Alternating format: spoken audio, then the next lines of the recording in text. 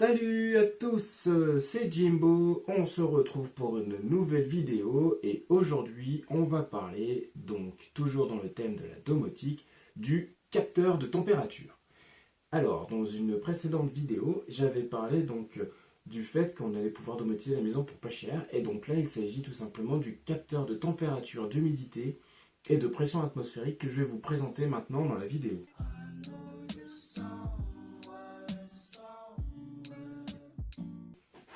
Il se présente sous cette forme.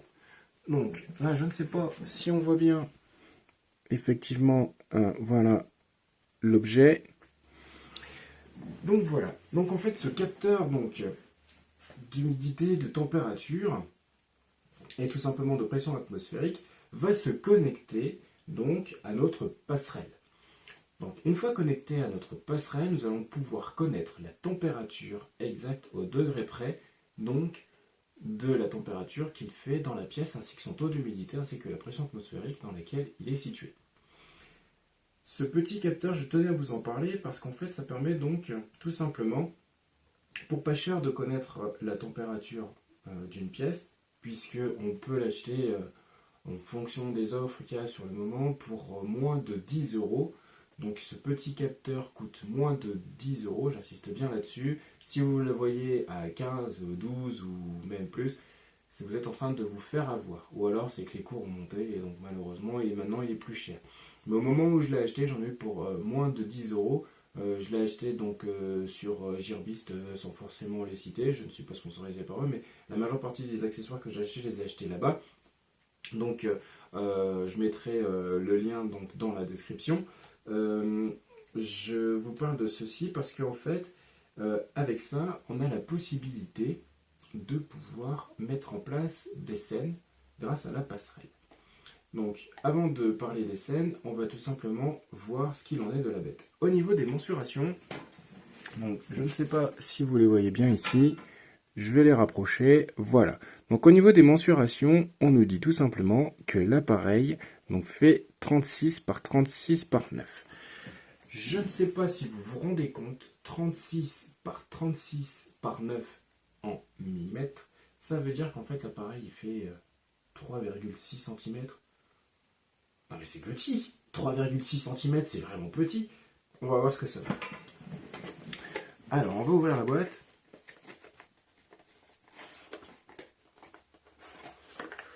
Ok, d'accord. Donc dans la boîte, on a une notice aussi, l'appareil, et on nous donne un scotch.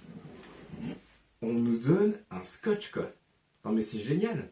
Quand tu penses que chez certains fabricants de chez Leroy ou compagnie ou Casto machin, il faut le pleurer pour avoir un adhésif supplémentaire, là, on nous le donne. Non mais trop cool ces chinois quoi. Trop cool. Alors, comment c'est fait? Alors effectivement oui, c'est vraiment petit. Non mais c'est petit de chez petit. Je sais pas si vous vous rendez compte, mais c'est vraiment petit. Là on a un petit bouton ici, là, une petite protubérance, là c'est un petit bouton, d'accord? Ça va servir du coup à synchroniser avec la passerelle. Et là on peut voir effectivement qu'on a déjà un adhésif donc de fourni dessus. Donc on va pouvoir après le remplacer si jamais on veut le coller parce que ça ne se fixe pas par le biais de vis. Et là ici on a un encart pour un tournevis pour pouvoir changer parce qu'il s'agit ici de pile bouton. Donc là on voit bien effectivement qu'il y a une petite protubérance ici. Et là pour changer c'est pile bouton. Voilà. Donc juste pour vous donner une idée, on va le mesurer. Alors, donc effectivement on est sur un appareil qui fait 3,6 cm. Et après on est sur moins d'un centimètre. Alors 3,6 cm, ça fait petit. Mais est-ce que vous savez à quoi ça correspond 3,6 cm dans la vie de tous les jours? Et bien si je vous dis que lorsqu'on prend une pièce de 2 euros, lorsqu'on prend une pièce de 2 euros et qu'on la met par-dessus, voilà ce que ça donne. C'est-à-dire qu'en fait le capteur, il est à peine plus grand qu'une pièce de 2 euros. Donc c'est-à-dire que si par exemple je le posais tel quel sur mon bureau, ça prend pas de place. Et je peux avoir la température qui fait effectivement dans mon bureau. Si je veux le mettre dans le réfrigérateur, je peux avoir la température qui fait dans le réfrigérateur. Ça permet par exemple de savoir si un gamin a laissé la porte ouverte. Par exemple. Si je veux le mettre dans le garage, ça permet de voir effectivement si dans le garage, il fait froid ou alors si au contraire il y a beaucoup d'humidité. Auquel cas, investir pour mettre un déshumidificateur. L'ensemble des possibilités avec ce capteur est tout simplement énorme. Alors, il y a aussi donc une notice. Et donc, comme on peut voir, elle est assez épaisse. On l'a en anglais, en chinois, en mandarin, en allemand et aussi en français. Donc, on a de la chance, on ne va pas cracher dessus. On a la notice donc en français pour pouvoir installer notre capteur de température. Il est noté ici effectivement qu'on peut le poser sur un objet ou alors on enlève le ruban adhésif et on peut le coller n'importe où sur un mur. Donc voici ce qu'il y a dans cette grosse boîte pour un capteur aussi petit. Nous allons maintenant donc installer ce petit capteur avec l'application donc Mi Home pour la synchroniser avec notre passerelle. Et ensuite, de là, on pourra avoir les informations sur l'ensemble des pièces et puis, pourquoi pas, lancer d'essai. Je vais utiliser l'application Mi Home pour la simple et bonne raison qu'une fois que je l'ai mis en place synchronisée sur Mi Home, elle va automatiquement être ajoutée sur l'application Apple Maison. De ce fait, j'aurai l'information à la fois sous un Android et à la fois sous un iOS. Donc, on va l'installer ensemble. C'est parti. Donc on est sur le bureau, on va lancer maintenant l'application. Donc nous avons la passerelle de mise. Nous allons donc du coup rajouter le capteur de température. Le capteur de température, le voilà. Donc voilà, avec la petite proéminence ici. Et c'est grâce à ça que nous allons rajouter. Donc je vais cliquer sur le plus. Je clique sur le plus. Une fois cliqué donc sur le plus, je vais dans capteur. Donc capteur, je prends le capteur de température et d'humidité, donc qui est bien carré. Ready to connect to child devices. Et là, la passerelle me dit qu'elle est prête à rajouter donc le capteur. On me dit qu'il faut que j'appuie donc 5 secondes jusqu'à voir la lumière bleue.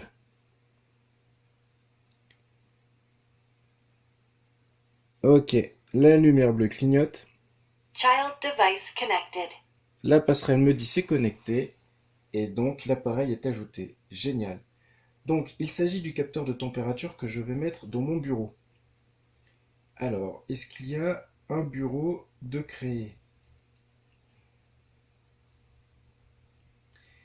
Il n'y en a pas. Donc du coup, je vais en créer une. Et donc je vais l'appeler bureau.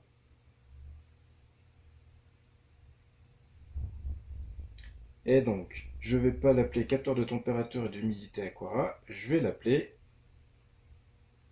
température bureau.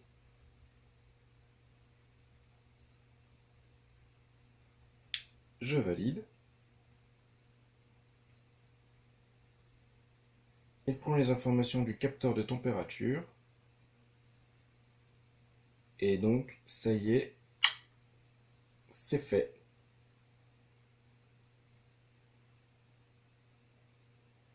J'accepte les informations légales. Et maintenant, j'ai la température qu'il fait dans mon bureau. Donc la température est relativement confortable, il fait actuellement 22 degrés 9. Et une pression de 102 pascal et une humidité de 58%. Je retourne dans le menu.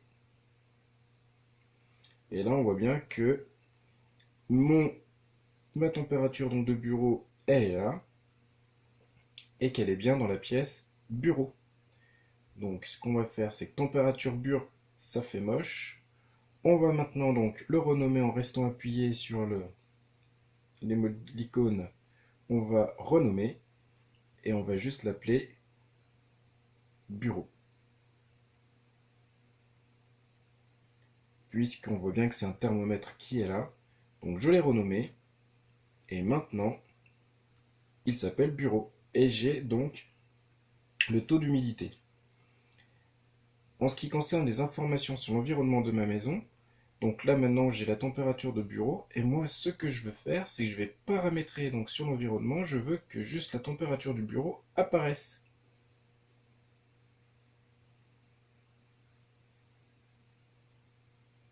Je patiente un instant.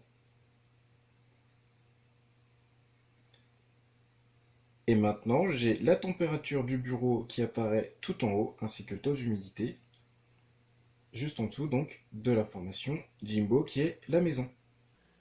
Et ben voilà, la vidéo touche à son terme. On a réussi à appareiller donc le capteur de température à la passerelle. Donc j'espère que cette vidéo vous a plu. Si c'est le cas, n'hésitez pas à mettre des pouces vers le haut. N'hésitez pas aussi à mettre des commentaires. Partagez la vidéo avec vos amis, avec vos ennemis. On s'en fout. Le principal, c'est tout simplement de partager et en même temps de continuer à faire de la domotique pour la maison et ce pour pas cher. J'espère que ça vous a plu, donc Jimbo vous dit à plus les amis et à la prochaine pour une prochaine vidéo. Ciao!